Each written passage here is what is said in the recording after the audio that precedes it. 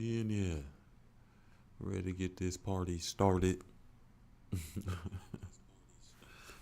hold on. I got volume up. Let me turn that down. I'm over here tripping to myself. Thinking about that song, Set It Off, and singing it wildly. Here we go. Front cam. Let me take a couple more steps. I don't like the way this camera looks. I'm going to have to do something different with it. This front cam drives me a little. I like the quality of it, but it still has that fisheye look, and it gives me a little, gets my gears going. Cause all I think about is I can't stand the rain against my window. I can't stand the rain. Boop, boop. Which was a huge hit. Well, the Missy Elliott version, because it definitely is a version prior to Missy Elliott too. You know, ain't nothing new under the sun. We just keep reinventing what already has existed. All right, hold on. Can I get focused now? Yes. Okay, hold on. Okay, there we go. Boop, boop, boop. We got that going. Well, it ain't working now, so I'm not gonna drive myself crazy, and we're gonna get this party started. Okay, let me put this on multi-stream so I can see when others are talking to me.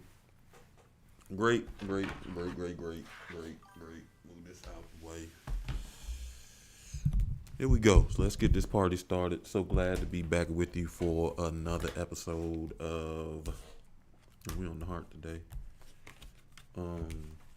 Another episode of Soul Swami Live, where we discuss healing and evolution in various ways, whether it be through live energy readings, homework, discussions, a bunch of different ways. Even a spinoff of our Thursday night show is a spinoff of our healing show. And book club is Thursday night, which gives us the opportunity to reconnect with the childlike energy in us. Why do we do this? To make sure that we are in a space that connects with the energy that we are trying to go to. Make sure that we're surrounding ourselves with like-minded individuals and energy to support our evolution into becoming the most authentic version of ourselves. You can catch us every Tuesday and Thursday on Facebook, YouTube, Twitch, and Instagram at 7 p.m. Eastern. And if you would like, don't forget, there's a link either in the description or to show up in the chat that you can click, click and become a part of the show. You could join the show for a live energy reading. If you would like to discuss something specifically on the show or something differently, make sure you shoot me a message, and I'll review that message and we figure out we can work something out together. All right, so at the beginning of every show, we generally do some energy work. And this week, I'm not using that drum. I'm just going to roll with the bowl. That's how I feel. This week, we are on the heart, the most magnetic organ that we have in our body. And that means it has the most magnetic power and the largest magnetic field. The only one close to it is our... Oh, man. The only one close to it is our brain, and it's not even close. It has it by 5,000 times more powerful, so forth. So if you are into color therapy, you want to think green. So you want to wear some green, eat some green foods, maybe even spend some time in green light. Hence, I got to move this over because I'm all in there. Anyway, hence the lighting that we have for tonight. It matches the energy that we are working on. Your heart is the center for your love, your compassion, your empathy, and your kindness. Don't forget that, your kindness, as well as your acceptance, how you accept yourself, the truth about yourself, and accept others. If you are into aromatherapy or essential oils, you want to think rose, jasmine, and germanium are good examples. geranium, not germanium, geranium are all good examples for your heart energy. If you are into crystals and gemstones, you want to think emerald is good. You want to think jade, green calcite, rose quartz. My heart. I always do this because I love my little heart. That's my anchor. Green tourmaline, aventurine, all are good stones to support your heart energy. Your heart energy, right? So the next thing we do is a little bit of sound therapy. I'm gonna bang the bowl for a little bit, and then we'll move into our breath work. And I don't know. I'm thinking, man. You know what? I was thinking box breath, but I think we're gonna do 369 because we haven't done that in a while. But now, just relax your energy. Begin to start releasing some of the energy of the day and attracting or incorporating some of the energy you want as you relax and prepare for our discussion on the law of inspired action.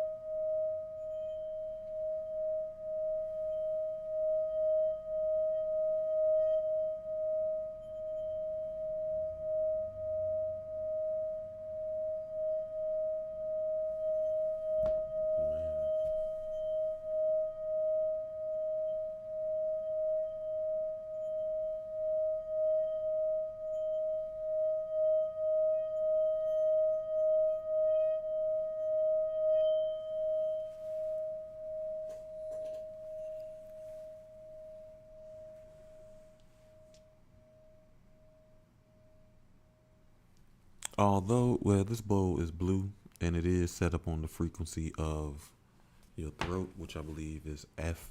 And the wild thing about it was, I thought the energy to communication is high right now. So if it's something that you need to necessarily say, it's something that you need to necessarily hear, it is a good time to be able to establish that energy, right? The space for that to happen. How I wound up recognizing that is, every Monday night I'm a part of a group, Strength, Wisdom, and Brotherhood, and we have a men's meeting every Monday night. And last night, the brothers was ready to talk. Everybody had a long check-in, very thoughtful, very introspective, very self-aware, very a lot of different energies wound up being incorporated. But they used a lot of words, the breath of life. They extended a lot of messages through communication, right? All of us, we all were on fire last night. Everybody who said something was extremely well vocalized. So I knew the energy of the bowl was gonna be the bowl was gonna get loud. That's how I can tell the energy by how loud it gets. I do the same thing every week with the bowls.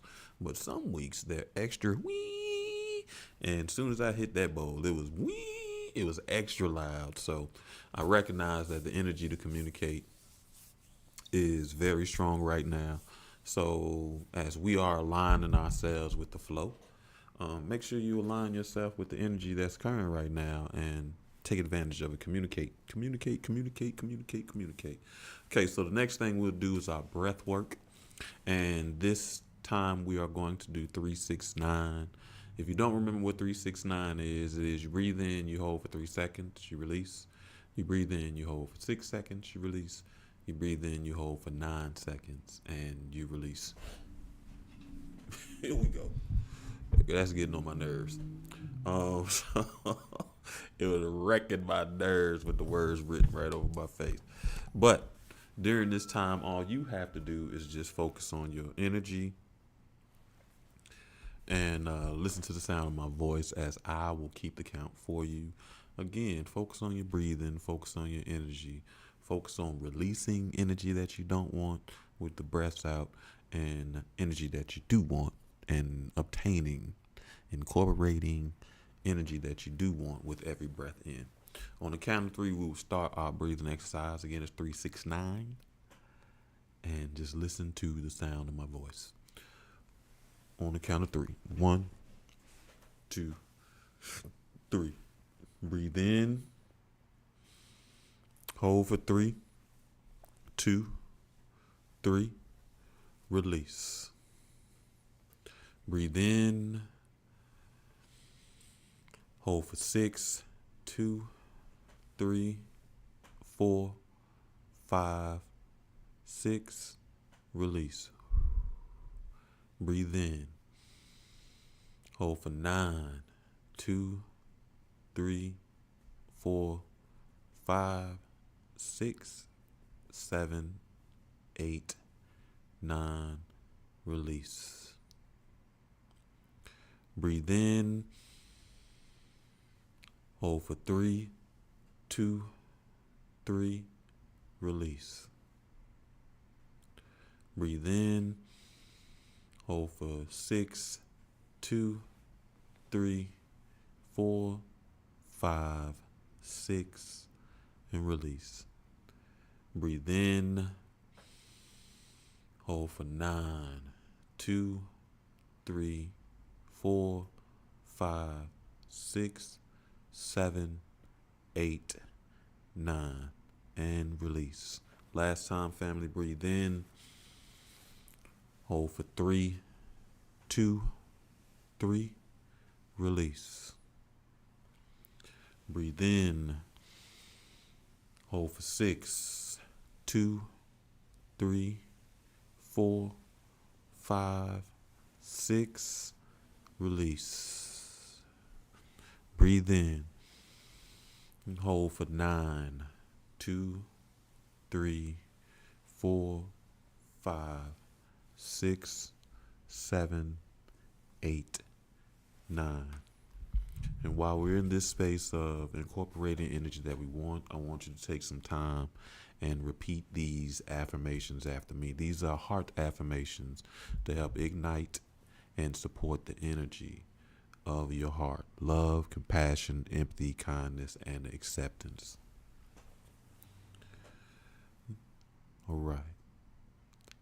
Repeat after me. I love myself and others. I deserve to be loved. I forgive others easily. My heart is fully open, loving, and pure, and I follow the voice of my heart. I love myself and others. I deserve to be loved. I forgive others easily. My heart is fully open, loving, and pure, and I follow the voice of my heart. All right, family, that's our show opener. And now we can get started with the show. Get this party started. This is your weekly reminder that you can support the evolution of yourself by purchasing and support the platform and support the work that we do here together as a community by purchasing the 7 Spaces of Healing. Here we go. 7 Spaces of Healing. Right? So it winds up serving as a good guidebook of 7 spaces that you want to cultivate within yourself, and make sure that you place yourself in these energies to support your evolution into becoming the most authentic version of yourself. The spaces you want to think of is a space for love, a space for healing, a space for solitude, a space for trust, a space for risk without judgment, a space for accountability, and a space for forgiveness. All right, so again, we're back on our show. We're continuing our discussion of the 12 universal laws. This week we are on law 5, which is the law of inspired action. But before we get there, I want to have a little discussion about something that was kind of crossing my mind in from men's group, and just something I've been thinking about, right? So one is this idea of cutoff game, right? And how many people find strength or find identity in how quickly they are able to cut off things, right? Cut off things that we have deemed non beneficial to who we are or where we're going, right? But specifically, I'm thinking about this in the terms of the barriers that we create with the connections that the people that we love. We love these people, and when they cross our boundaries, whether it be once, twice, or more times than we can count, how quickly we erect a barrier that keeps them out and ourselves in, a disconnect from the people that we love specifically. That's what I'm thinking about in this context, right? And the funny thing about it, it's been kind of sitting on my spirit like maybe that isn't quite the right way to address a lot of things. Like knowing when to you separate yourself from certain things is important, right? When you are in restructuring your barrier, I mean not your barriers, but your boundaries, or you are just trying to function within your boundaries. So knowing when to leave situations that aren't necessarily good for who you are as a person is a tool to have, right? Um, my question winds up residing around the ability, or when it winds up becoming the main tool that we use, or the tool that we're most comfortable with, or the tool that we think is most important as it relates to our relationships and people crossing our boundaries, right? And what I began to think about is what type of tools or what type of skills do we need to be able to cut off that easily? What type of tools are required to make that a strong point or make that something for you to do? And it concerns me specifically with the amount of emotional disconnection that it takes to be able to erect those barriers in between our relationships sometimes, right? Justified, unjustified. The question isn't about right or wrong at this period. It's just in a space for us to be able to identify the tools that are necessary to be able to do these things and the functions, be able to identify all the emotions and the energies that surround these actions, right? Not thinking about it in the terms of if it's right or wrong, just thinking about what's required or what is there, being able to label what is there. And the concern, like I said, for me, centers around the idea of emotional disconnection, right? And one of the reasons to center around that, because as I evolve personally and as we evolve as a collective, one of the things that we want to be able to do is be one, more emotionally intelligent, and two, more emotionally available for the things in our lives and the things that that interact with our lives, right? So this idea of cutoff can be contradictory to this idea, our idea of emotional availability and emotional intelligence, right? And then being self-aware and being honest with myself, I wound up having to have a general discussion. Is that a real discussion with myself? And I began to think about, is that really one of my strongest too? Emotional disconnection, right? No, it's not. I'm one of those people who I've said it on this in the easiest way. I've said it a million times. I'm a sucker for love. People ask me how fast you fall in love, and I tell you, does yesterday count, right? Because it's that fast, right? But that is because I recognize that I'm an emotional being, right? And emotional connections are important to me. Being able to foster them, being able to cultivate them, being able to repair them when they're damaged or severed. All of that really does matter to me. So cut off being contradictive to that, because the emotional disconnection you got to have is kind of contradictory to the authentic person that I want to be, right? And the funny thing, what winds up kind of solidifying this idea is last night before our meeting, we wound up watching this video. And the woman in the video was kind of asking for the host's opinion, right? But I can tell as the video went on, she was looking for more validation, right? Or affirmation or even confirmation for her new thought process, right? And I see this action happen a lot with people. Once we start creating these healthy boundaries for ourselves, one of the first things we want to do is remove ourselves from those things that we now have deemed unhealthy for us, right? And she was speaking on her relationship with her family and how many times that they necessarily cross boundaries and all these things. So she felt that it was important for her to be able to separate herself from that, right? And that is a perspective that I can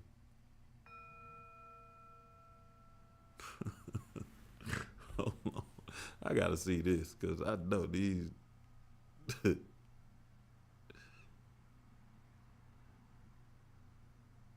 I gotta see what this is. I apologize, forgive me, but this is a real thing, right? So, real life problems. I've been going through this thing called immunotherapy, right? And immunotherapy is supposed to help me build a okay. I do that.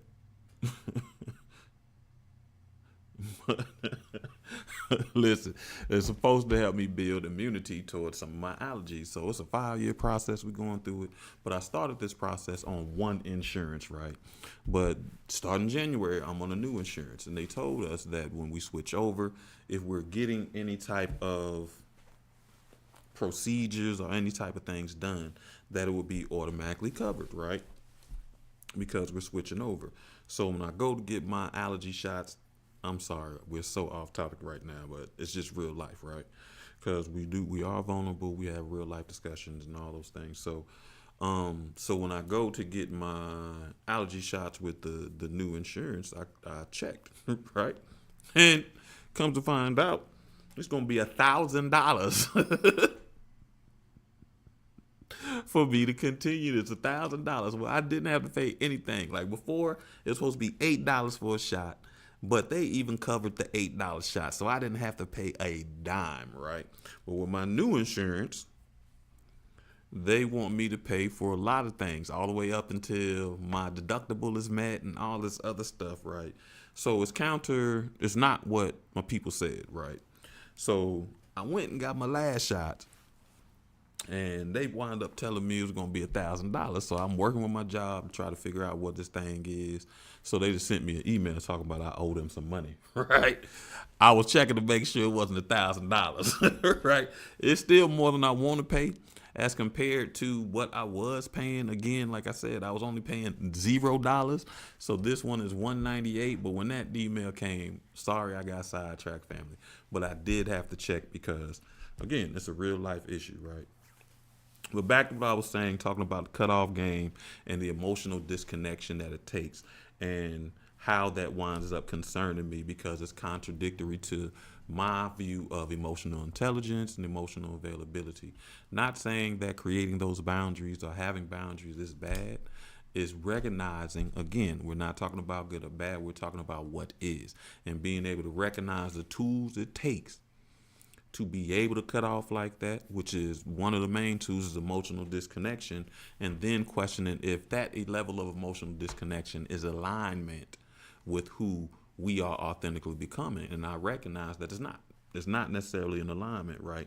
So as this woman is telling a story and asking for what's name, she's talking about how she's reached that point and she cut her family off or whatever. And you can tell that she has a support system that supports her in ways that we support each other, in the way that we tell, like, yeah, look, it is good when you recognize that the space is not necessarily healthy for you, that you remove yourself from them situations or you no longer have contact. And a lot of us, we face this reality, specifically as it comes to our family. So that's the part that winds up resonating with me. And not just our family, but the ones that we hold close, our blood family and the family that we chose was not necessarily not blood, right? So you tell that she's gotten support with this idea of cutting people off or severing the connection, right? And the response that the host gave was a new perspective, right? And it's not necessarily one to be able to say that you're supposed to accept what's happening to you, but it was one that made me ask this question. By creating that new barrier, keeping myself boxed in this box and blocking people out of entering this box, what lessons may I overlook, right? So what he wound up telling her is, in the process of becoming Big Mama, right, which is other words, the matriarch of the family, or even the patriarch of the family, there is a learning process that you might have to go through. And going through that process, you wind up learning to deal with the different dynamics of your family. That means the ones that we think are good and the ones that we think are necessarily not so good, right? As being the matriarch or the patriarch of your family doesn't matter. You have to be able to navigate those things. So what I began to ask, right, and what that perspective helped me to bring to the forefront of my mind, like by creating that new barrier, because it's no longer a boundary. They already crossed my boundary. So now I put up that wall. By creating that new barrier, what lessons am I keeping from myself? There are some lessons to be able to help that, right?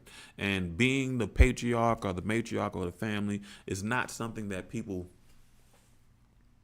really sign up for. It's not like, you know what, when I get older, I won't be the leader of this family, right? You don't really sign up for that. As a matter of fact, most of us try to avoid that dynamic because of the responsibility and the accountability, right? You can't be responsible for all these people, and you can't be accountable for all the things that you can't even identify because it's not your stuff to identify, right?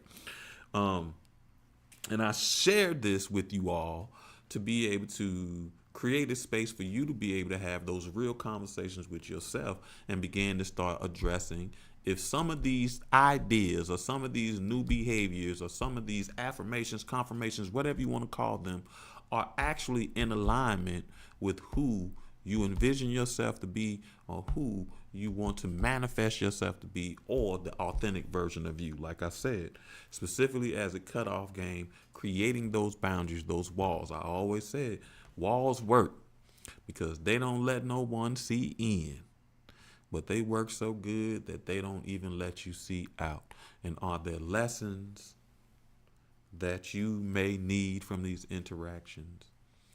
And again, if it's in alignment with who you actually are, right? And for me, the last thing I want to say about that is I can say that I don't know if cutoff is separation is okay. One of the brothers helped me recognize it in a different way, and I'm navigating this in my own life. I just didn't have the words to be able to say it. Separation is okay, but keep it as a barrier, a boundary, and not create a barrier.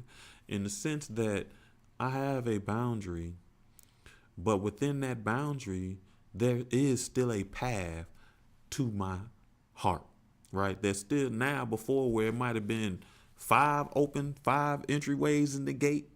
It may dwindle down to one. There may be one path that you have to take, but to leave that path open so that if the opportunity arises, there is still space for healing, right? And I can really say that personally, as I evolve, one thing that I don't want to do, and it's been a tool that I've been taught from my family, and it's been universal. It's just been a good tool. You know what I mean? I don't want to get in the space where I have been before, where I'm replacing my boundaries with barriers, right? I don't want to put those roadblocks up. Okay, so last week we just finished our discussion of the law of attraction, And we were talking about the 7 different laws of attraction. And we started on law 5, which was the law of harmony, which essentially tells you that you want to align your energy with the larger universal flow. One thing that we wind up, and I talked about the universal flow and what does that mean. A perfect example of this for us to be able to discuss tonight is the snow day we just had in the South, right? In the South, we're not snow people, right? We like sun and fun for the most time. It might get a little cool in the winter, but it still doesn't get cold like places that deal with snow. But what the snow wound up doing is it literally gave everyone a break. Places were closed, so people didn't have the stress of going to work. People didn't have the stress of leaving their house. And if we were in a space to be able to align our energy with the universal flow, we took that day as a rest day or a family day or a day to separate from the responsibilities of day-to-day life, a lot of the day-to-day life. We cut that down from 100 to 50. That is a perfect example of aligning our energy with the universal flow. The universe wind up snowing, shutting down everything. So then that gave us the opportunity to be able to use that day of a day of rest. And that doesn't necessarily mean sleep, but it means rejuvenation. Whatever that means. It could be spending time with family. Like I said, it took away the responsibilities, a lot of the responsibilities of day-to-day life, right? The next thing we talked about was the law of right action, which is recognizing the foundation of your motivation. And you want to make sure that your motivation is based on positive energy. That's simple. The next thing we discussed was the law of expanding influence, which essentially told us that once you raise your vibrations, you wind up attracting more of what you want, right? So as you change your thoughts, your behaviors, your emotions, your feelings. Again, remember, emotions are natural and feelings are the stories that we tell ourselves about the emotion. But when we raise those things, we reshape them to be founded in positive energy, our influence grows, right? The effect that we have on our life, the things around us, the things that interact with us grows just as much as we reshape and grow our vibrations, our energy, right? We also discussed the implications of the law of attraction, which is essentially is you attract what you believe you deserve. That's simple. That's one thing. And people with a strong sense of self-worth, they naturally set boundaries. Like I said, naturally set boundaries that they don't have to reinforce all the time. People already know the boundaries just by the energy that they carry. I have friends that know, like, don't ask Peanut. He's not coming there. That's not his speed. That's a boundary that they already know because I have a strong sense of self-worth as it relates to that. So people with a strong sense of self-worth naturally set boundaries that they don't have to regularly enforce. It's not that they don't have to enforce them at some time. You have to establish the boundary, and in establishing the boundary, you have to enforce that. But you don't have to regularly enforce it by things such as cut off, right? So we also understood the implication as the emotional state, your specific emotional state influences your relationships. How you feel about yourself, how you feel about others, how you feel about relationship is affected. It influences the experience you have with these things, right? Okay, hold on. I do want to do this. Whoa, do. Hold on one second. So one other thing that we're trying to do is trying to make sure we clip some of these videos on Twitch, and I need to adjust it some because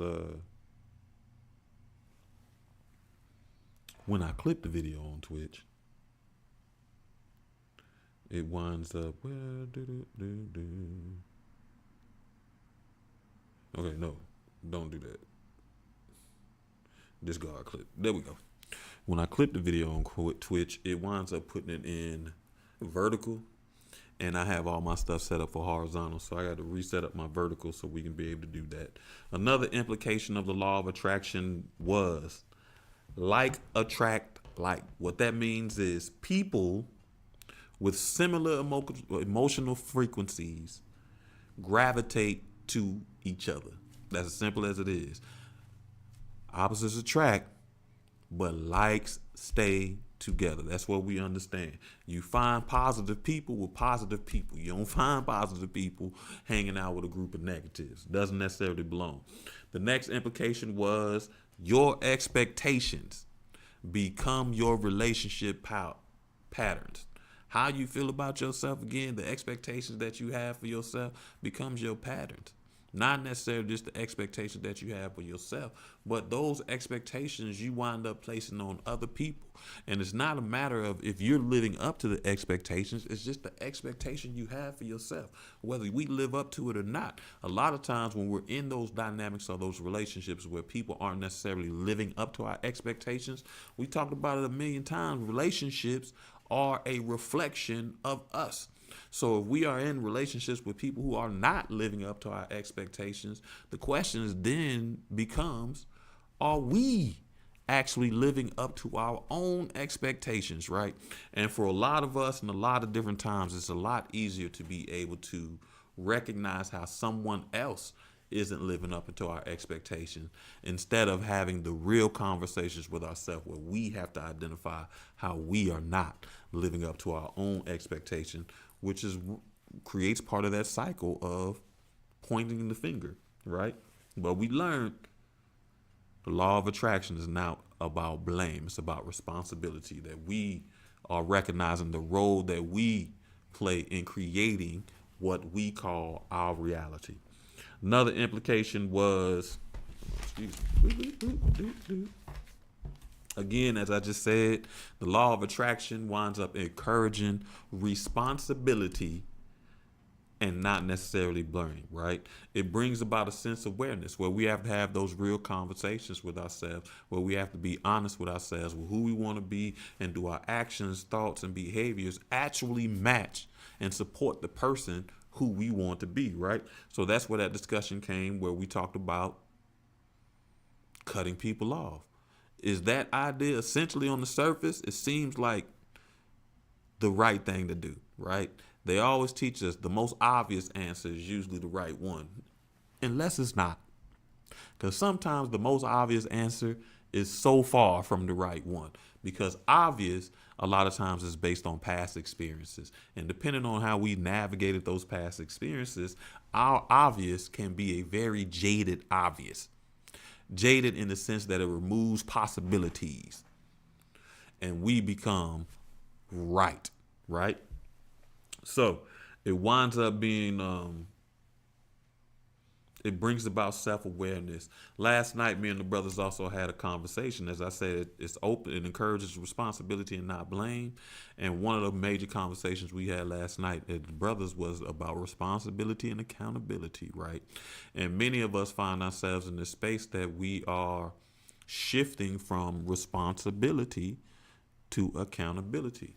Responsibility is one of those things. It was funny because as I was telling the stories to my brothers, I was like, I've had the responsibility for a lot of things for so long that it just becomes natural for me to take on the responsibility. So like if you and I have a disconnect and I think there's an opportunity for us to be able to heal that, it's natural for me to take on the responsibility and create that space for us to be able to have that opportunity to heal. But I recognize that sometimes that is not my responsibility. The key understanding that we want to take from that is responsibility requires a response. But sometimes the response is not mine to have. So that means the responsibility is not necessarily mine to have. I have accountability over the situation, and accountability winds up being the opportunity to be able to discuss or identify what is at play, the energies was at play, what is happening, what is going on, but not the responsibility of a response itself, right? Also, implication was of the law of attraction was it helps to create healthier patterns by and aligning your inner self with your actual desires. It creates opportunities for healthier experiences, which we all want to make sure that we have. It's one of the reasons why we're going through this whole process ourselves, so that we can make sure that we're having healthier experiences as we navigate this thing called life, right? And lastly, it encourages growth or evolution. We reshape ourselves, right? We're moving away from just limiting this idea from growth, because in some aspects we're not necessarily growing at all. We're not getting more. We're just reshaping the relationship we have with these things. So we are evolving, right? Then we discussed how is this applicable to my life. Man, we've been rolling that long. Sheesh. All right. How is this applicable to your life? It's applicable because your mind shape influences outcomes. Your mindset influences outcomes. How is the law of attraction applicable to you? First is your mindset influences and shapes your outcomes. Next, we understand that emotions, those natural things, influence your experiences. Feelings are the things that we wind up controlling. Beliefs shape your relationships. That's an understanding of the law of attraction. And focus determines your direction as it relates to the law of attraction. Also, self-image creates your reality. How you feel about yourself is shown through the life that you are living, the reality that you are experiencing. And we recognize that the law of attraction influences our motivation by identifying the foundation of our motivating behaviors. And it helps us to break old patterns of behavior, thoughts, and feelings, right? Next, so now on to the topic of the law of inspired action. What is the law of inspired action? Hold on. We doing numbers tonight. Anybody want to talk? Hey man, I appreciate that. If you on there, Dean, bro, I appreciate you as always, man. Good to see you living healthy. Good to see you growing healthy. And yo, I appreciate the relationship we've had for years, brother. So thanks for reaching out and checking on me.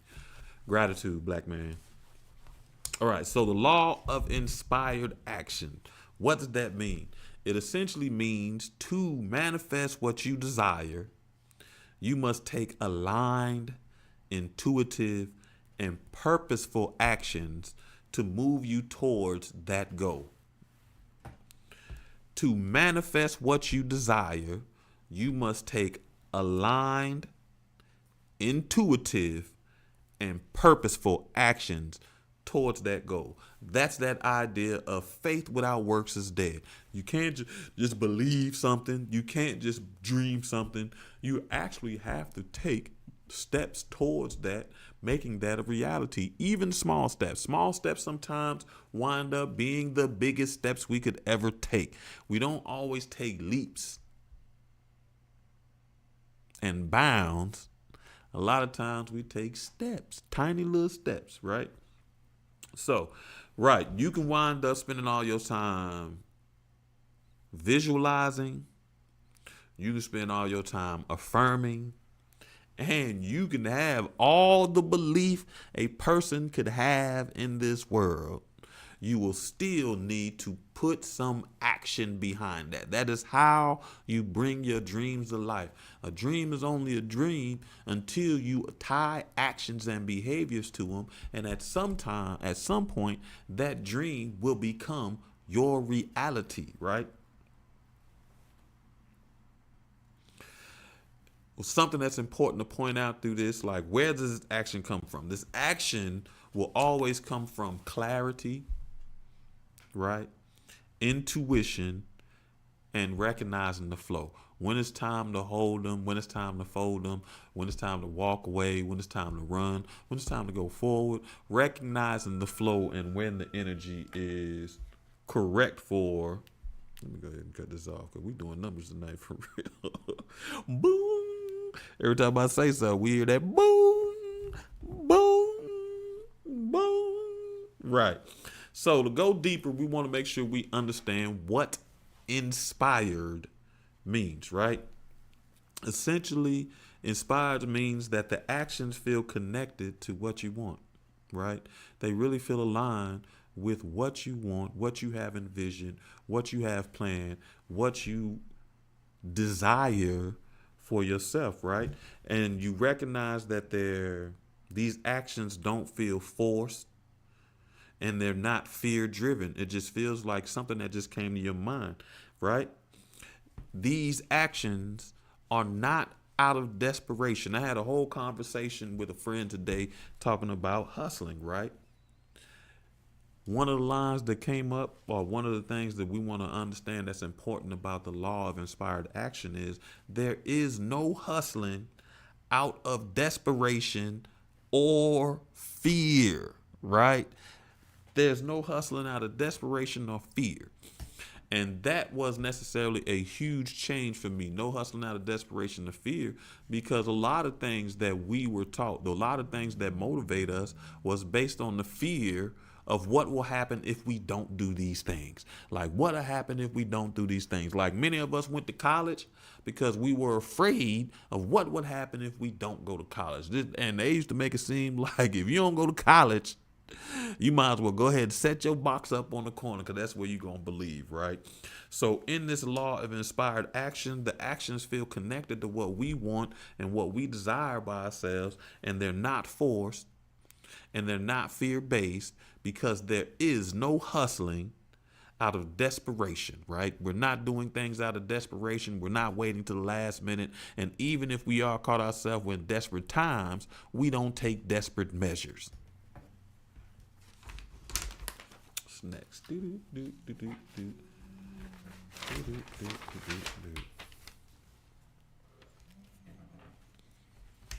next thing we want to understand that the law of inspired action comes from intuition and not necessarily pressure. Again, like I just said, we don't want to wind up we're not hustling out of desperation, right?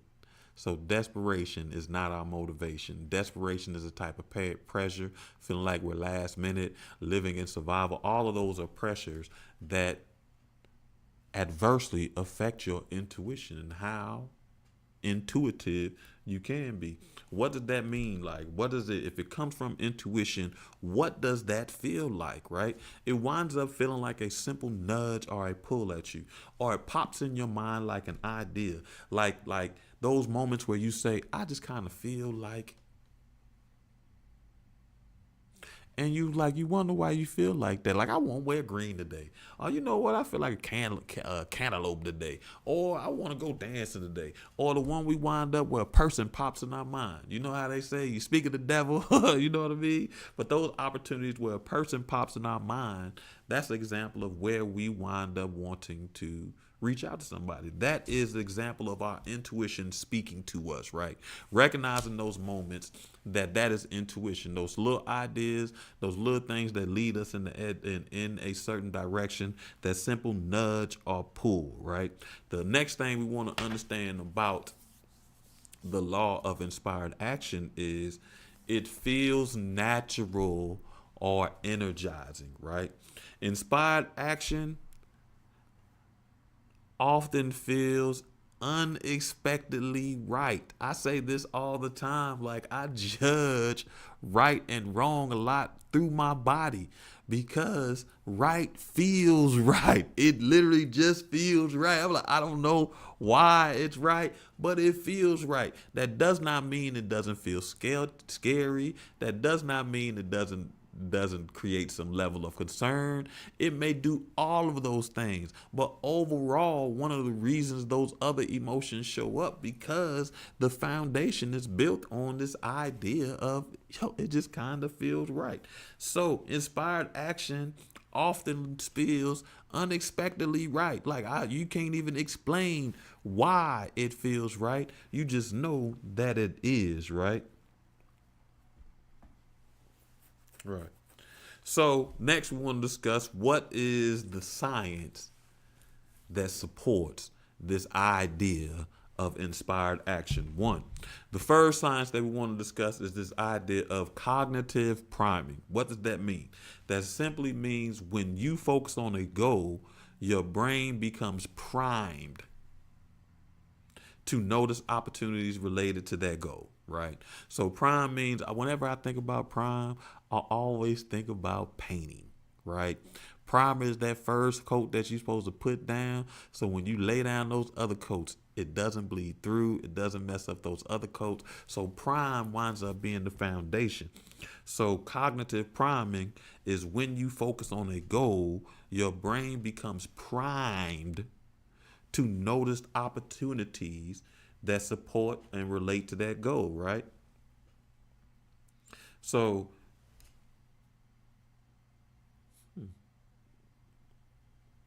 the next science that we want to discuss behind that is one that we wind up talking about a little bit during the law of attraction, but it is that reticular activating system. It seems like it makes sense. First, if your mind, you got cognitive priming going on, it only makes sense that reticular activating system, RAS, will show up.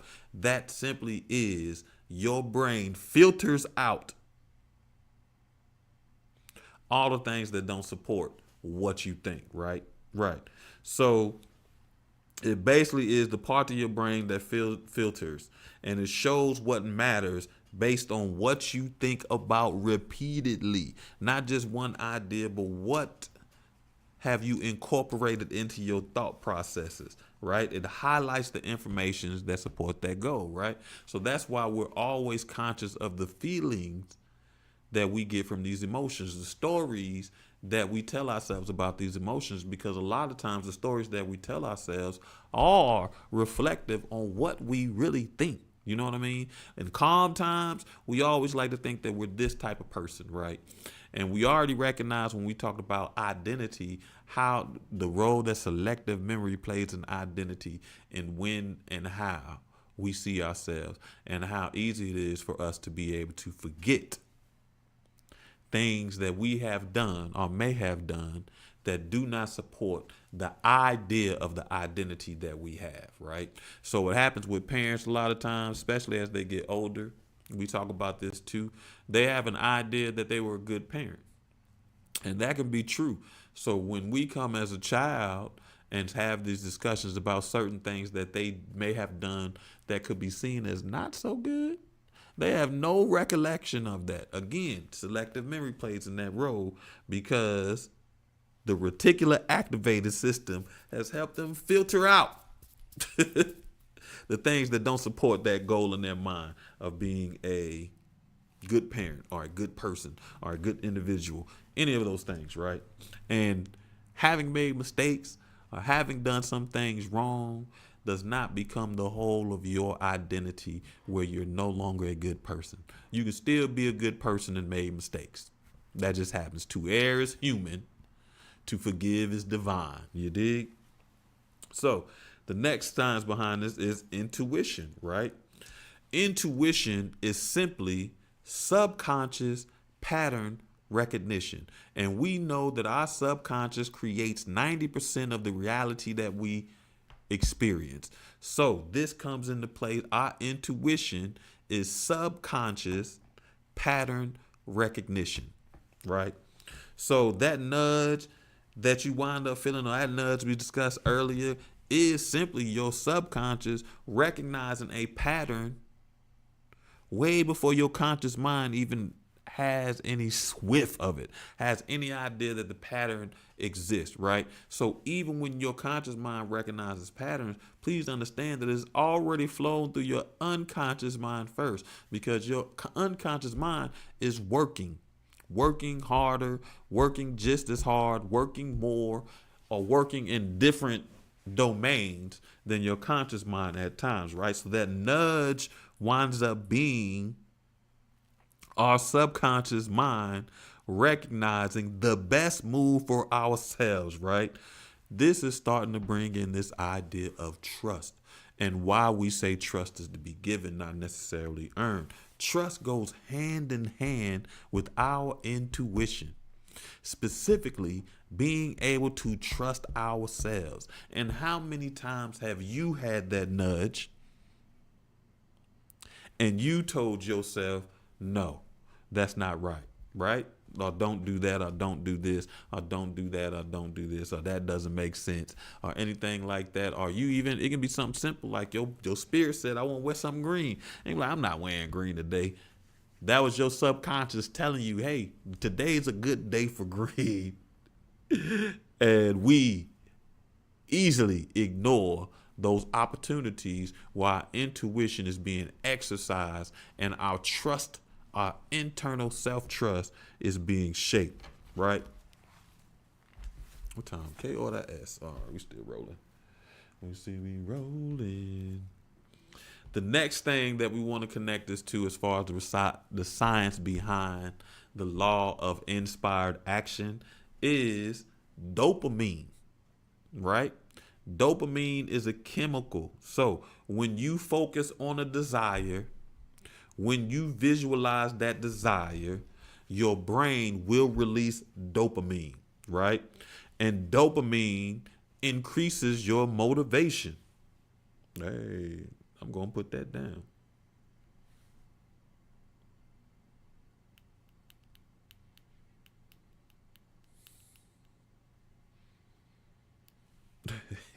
Here we go. Right. So dopamine is one of those chemicals that really do help us. It not only gives us that natural high, but it has a tendency to be able to increase our motivation, right? That is why the law of inspired action feels energizing and aligned, because it is simply your brain chemically supporting the behavior. That's what dopamine winds up doing. That's what the increased dopamine motivation comes from. Again, once you visualize and focus on a desire, your brain releases dopamine. The dopamine winds up increasing the motivation, and that is a sign. The inspired action becomes energizing because it is a sign that your brain is chemically supporting the behavior and the action. That's why it doesn't feel heavy. It feels energizing, right? The next science that we want to tie this to is behavioral activation. This winds up being under the behaviorist theory, under behavioral psychology. And it winds up showing that action creates momentum, motivation, and positive outcomes. So that is you taking a action, you taking a step towards whatever you visualize or whatever you want to manifest in your life.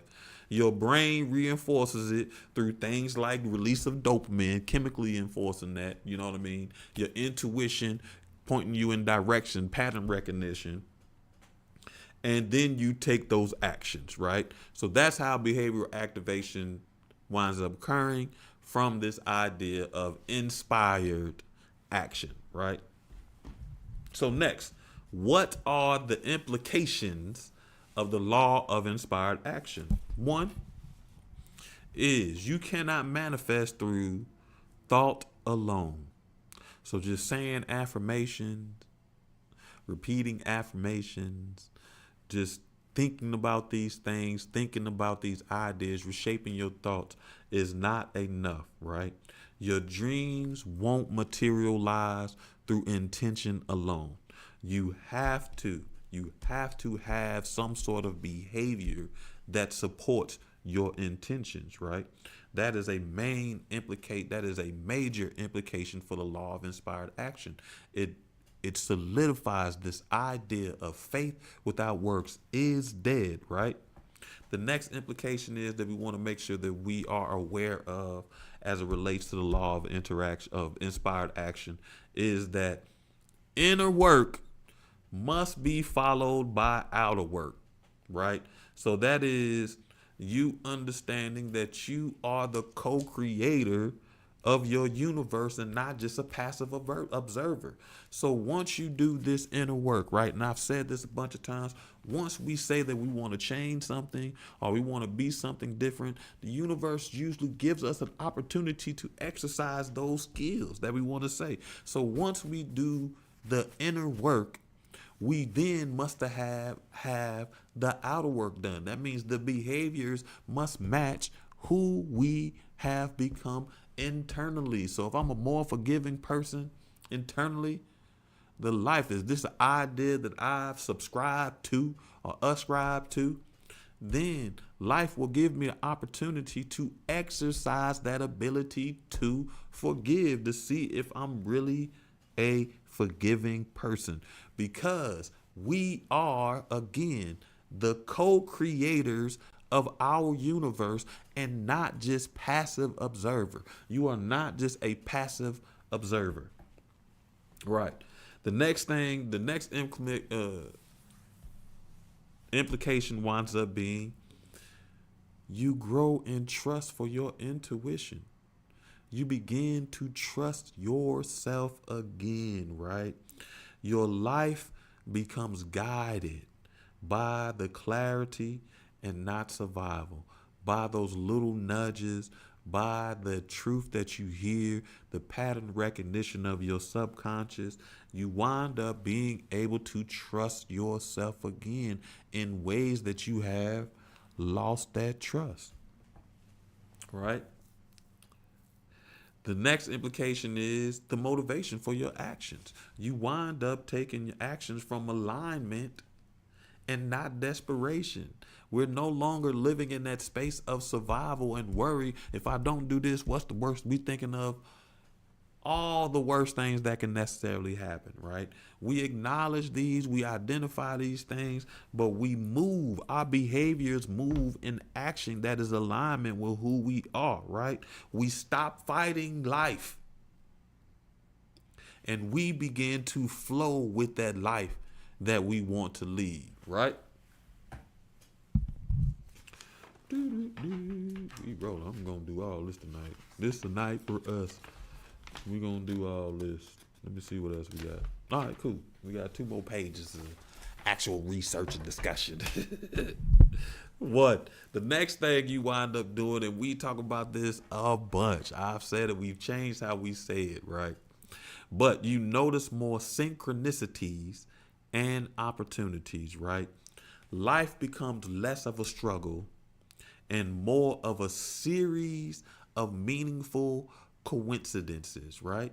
Again, you notice more synchronicity and opportunities because life has become less of a struggle and more of a series of meaningful coincidences, right? But we don't necessarily just believe in coincidences. We go deeper and we understand that a coincidence is simply a synchronicity in life. That is a sign. That's one of those conscious pattern recognitions that we have. And our subconscious has already led us to that synchronicity. It winds up helping you with your confidence, right? Because you trust yourself more. You understand your decisions. You take some pressure off yourself from being right all the time or having to be perfect. You wind up building confidence, and you build your self-trust. You begin to trust yourself. You trust that you will make the right decisions in these things. You no longer are afraid to date. You no longer are afraid of relationships because you trust that you will pick the right things for yourself, right? One of the first things that we had to work on when we started evolving was our picker, because our picker was telling us we are the problem because of the relationships that we have chosen for ourselves. They are reflections of our past, present, and future. So we had to work on our picker so we can wind up growing our confidence and reshaping, rebuilding our self-trust, our trust in ourselves that we are going to make the right choices for ourselves. We're going to pick the right jobs. We're going to pick the right mates. We're going to do all these things regardless on how many times that we may have chosen incorrectly in the past, we are evolving to a better, authentic version of ourselves. So now we trust ourselves to pick the right things, right? Our identity evolves. We keep talking about that because we talked deeply about identity a few weeks ago. But what winds up happening is we become the kind of person that naturally attracts what we want, right? So we no longer have to enforce these boundaries and create these barriers because we're moving in alignment and we attract naturally what is right for us, what we want, what is good for us, what supports and elevates us, our emotional, spiritual, mental, and physical body. We wind up doing that. It also helps us to be able to reduce stress and resist burnout because our energy will last longer when our decisions are aligned and coming from healthier places. We don't feel drained so quickly, right? Because we are functioning in our best version of ourselves, a most powerful version of ourselves. So it reduces the stress, right? We also stop overthinking and stop doing. We break those cycles where we're stuck in the thought process. We can't get things done because we are gripped by the possibilities, right? We already understand that possibilities are endless. Probabilities are not, right? Right?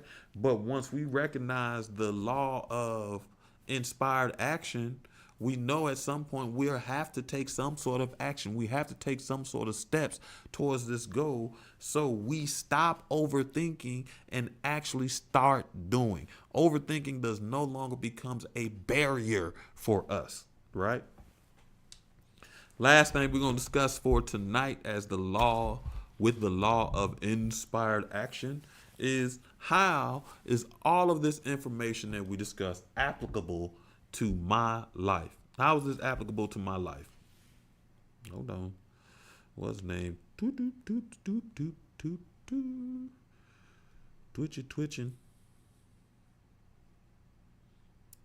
Twitch is twitching. Where we at? There we go. All right, so now how is all of this stuff applicable to my life, right? Again, we move from this space of being gripped and frozen in this state of fright where we can't make any decisions. We move from overthinking to actually taking action, right? We understand that we don't need the whole plan. The vision gets clearer as we do the work, right? We're no longer gripped by I need to know what happens next. We understand that clarity comes as we go forward. It looks foggy from way back here, but when we get up there, we can see what was going on, right? We can see we got to do the work, right? We're no longer, we move from that space from being what? Trapped in analysis paralysis. You hear me? That I like that. We need to hit that. We move from this space of overthinking to taking action. We are no longer gripped by analysis paralysis. You dig? Again, the next way that this is applicable, not again, but another way that this is applicable to our life is our intuition becomes the guide for our decisions, right? We no longer use our experience as the guide for our decisions because we trust ourselves. So when that nudge or that voice shows up guiding us in the direction, we confidently go in that direction, right? Because we know experience is just one piece of the pie, but a bigger piece is us. Right? The whole pie is us. We understand that. So we begin to trust ourselves.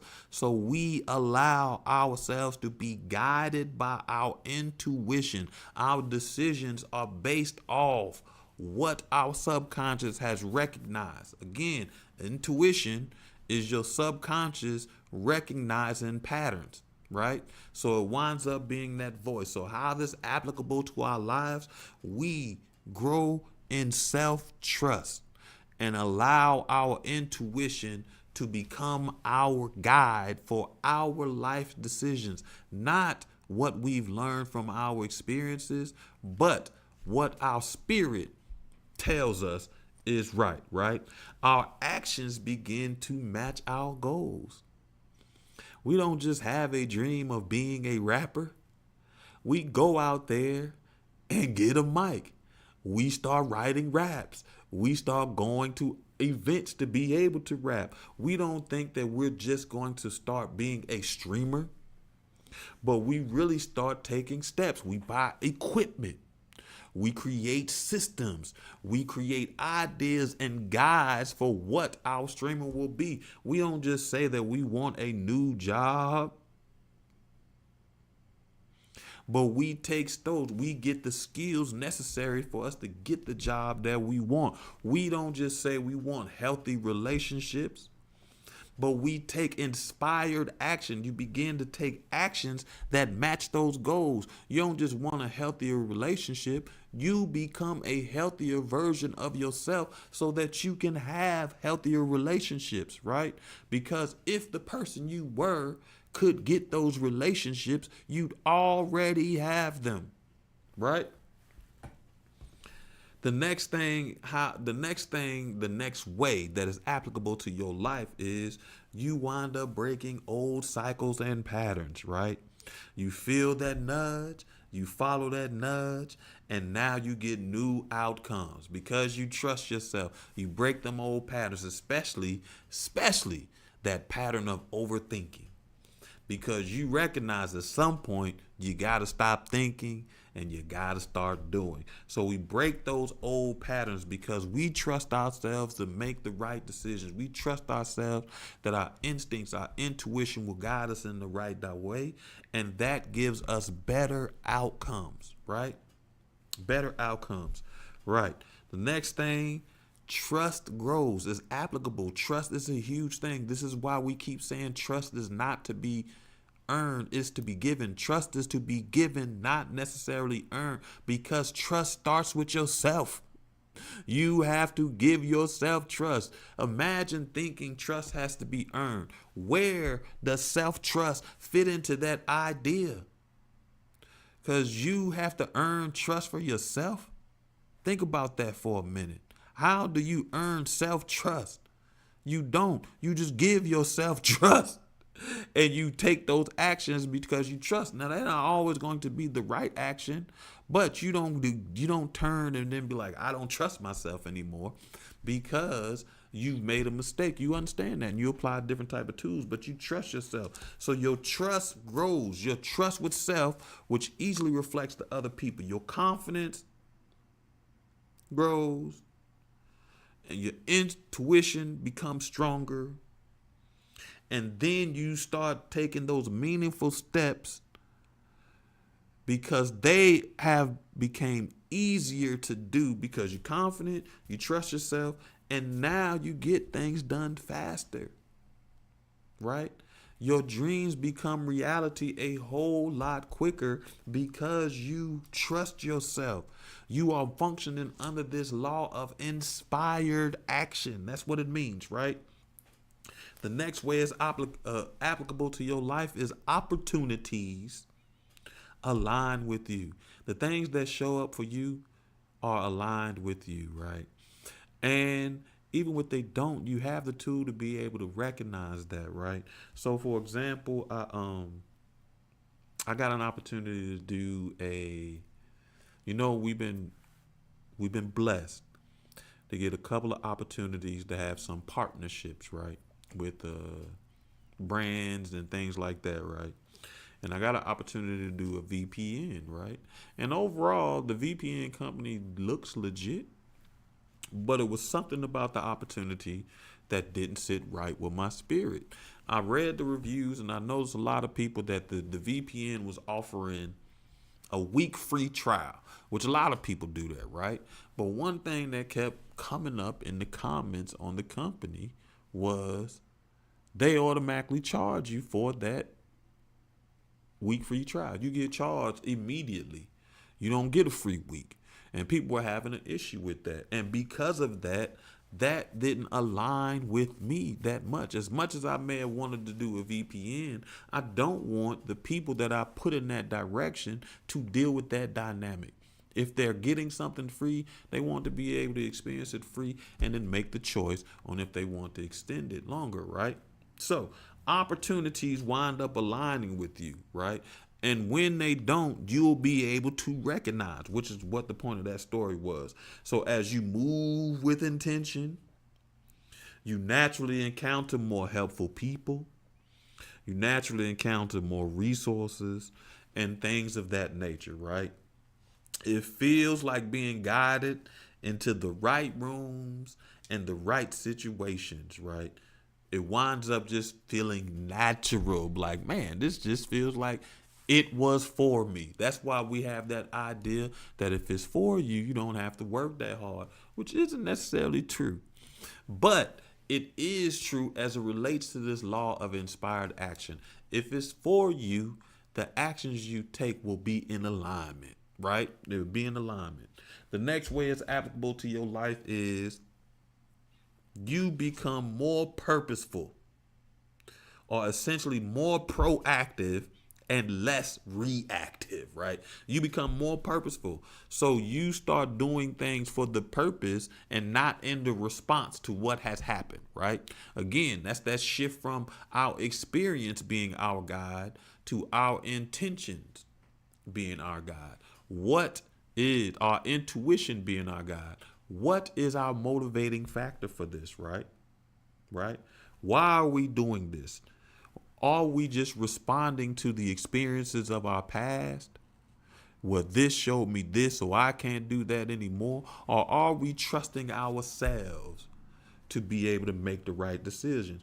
It changes the trajectory of our relationships, our career, and our personal evolution, how we interact with ourselves and others. That is a huge thing, right? And family. That is essentially the law of attraction. I mean, not the law of attraction, but the law of inspired action, right? We understand that what the science is behind what the law of inspired action is. We understand what inspired is. We discuss the laws, the connection to science, the scientific foundation in this thought process.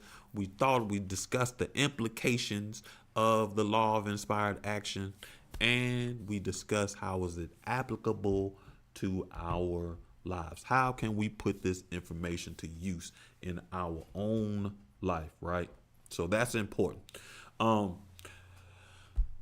So Thursday we will continue reading Changeling. I've been excited about that book, you know what I mean, because I talked about the show on Apple TV, the Changeling show, that I thought it was a great show, and I'm disappointed that they have no discussions of when season 2 is. But now we're reading the book to be able to see what's going to happen next. And the interesting thing for me has been being able to see how they've reshaped or changed the show, or how they base the show off the book. Like some of the stories, like right now, they got it 1-to-1. They just changed the time frames of some of the things. But I'm excited about that. So hopefully you can catch us here Thursday as we continue reading Changeling by Victor LaValle. If you can't make it Thursday, then I want to see you here back Tuesday as we continue discussing the 12 universal laws. Of course, sometime this week, I got a friend that wants to play this ghost hunting game, Phantasma or something, Phantasmophobia, something like that. So I'm going to probably download that. We'll probably get on some gaming later this week or sometime this week, right? So I appreciate your support. I appreciate your time. Again, remember this week, we're energy, we're working on our heart. And I want you to remember that you love yourself and others. You deserve to be loved. You forgive others easily, right? Your heart is fully open, loving, and pure, and you. Follow the voice of your heart. Again, family, I thank you for your time. I'll see you later this week. Have a fantastic week until we get back together. Gratitude and peace, family.